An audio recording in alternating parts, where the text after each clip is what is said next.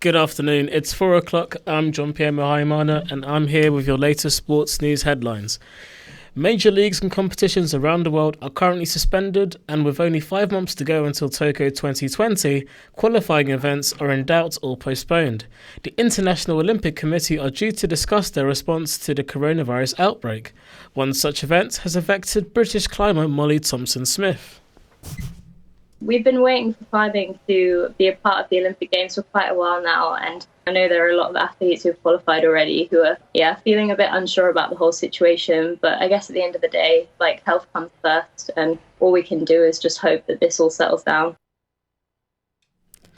In tennis, the Women's Association has confirmed that the WTA Tour is suspended until May the 2nd due to the global virus outbreak. Tournaments in Stuttgart, Istanbul, Prague will not go ahead as scheduled. And in horse racing, it looks set to be continued behind closed doors until the end of March. Fixtures in England, Wales, Scotland will take place without spectators, and with restrictions on the number of attendees, tomorrow's races at Taunton and Wetherby are the first to be affected in England. And in basketball, Newcastle have become the holders of the BBL trophy for the 7th time. The competition's most successful club needed overtime to edge non-league Solent Kestrels in the tight final in Glasgow. In the women's event, Leicester made it to a third successive title with a 70-66 win over Durham. And in rugby, the Super League and the Rugby Union Premiership are the latest to be expected to be postponed. The Super League directors are in a meeting today, and the CEO of the Rugby Football League says that if the season is put on hold, it could be financially damaging for many clubs in the country. Oh, it'd be huge. The clubs base their business models on having a certain amount of home games, and if they don't get those, not unreasonably, that would threaten their businesses. But that's the case all the way through the nation at this moment in time. The knock-on effect of what is happening it's huge. The chief executive of the PFA has major issues with a potential void football season. All professional football in the UK is currently postponed, and there are suggestions to end all campaigns without champions, promotions or even relegations.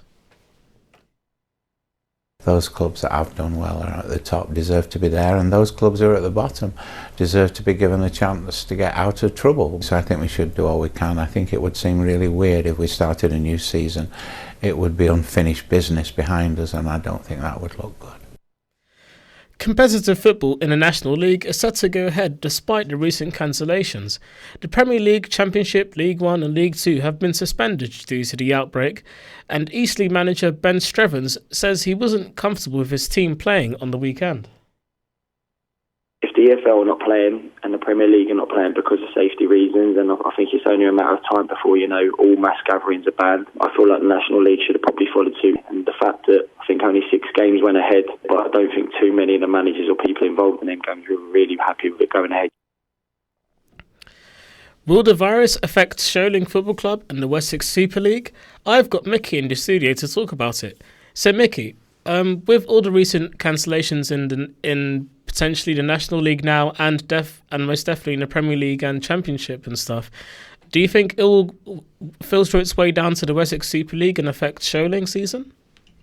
Yeah, Ben Strevens got a point with the whole mass gathering of things, but Sholing and the Wessex leagues in general is quite a different case. I guess the most recent high gathering we've had in McCoy Stadium was probably just over 200, even under. When you reach 200, it's got to be a big occasion. It doesn't really surpass 150 in general.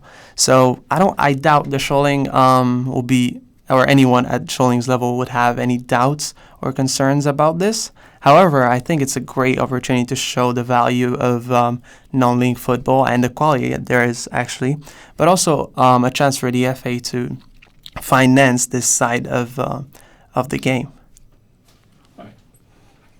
Thank you, Mickey. The winners of the UEFA Champions League and Europa League could be decided by a mini-tournament.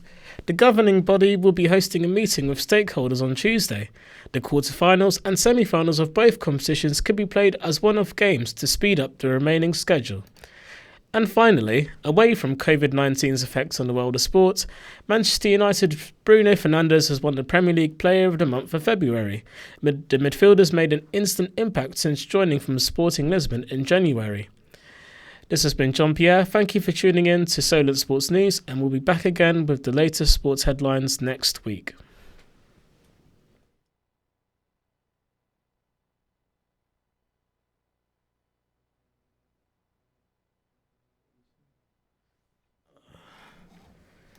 So to go through the headlines again, there could be a meeting about the Olympic Games tomorrow. Tennis could be suspended up until May if the virus keeps going, and in horse racing, they look set to be playing behind closed doors. The Universalist team Solent Kestrels were very unlucky against Newcastle in the BBL final. The